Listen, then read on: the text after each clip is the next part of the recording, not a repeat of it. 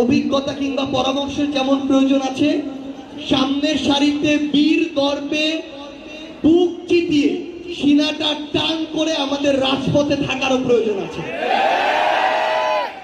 এবং আমরা যদি এই একটা জিনিস করতে পারি তাহলে সময় হয়তো কিছু লাগবে, কিন্তু যেটা আমরা প্রত্যাশা করি, যেই জায়গায় বাংলাদেশকে আমরা দেখতে চাই, সেই জায়গায় আমরা অবশ্যই নিয়ে যেতে পারবো ইনশাআল্লাহ।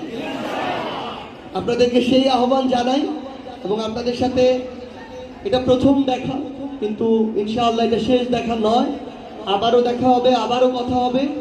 সে পর্যন্ত আপনারা অনুগ্রহ করে সত্যের সাথে থাকবেন, ন্যায়ের সাথে থাকবেন।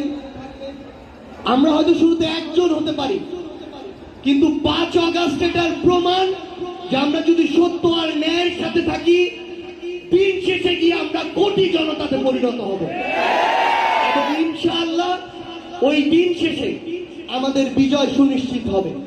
সবার সাথে আবারও দেখা হবে সংগ্রামের রাজপথে অথবা বিজয়ে। ইনকিলাব জিন্দাবাদ।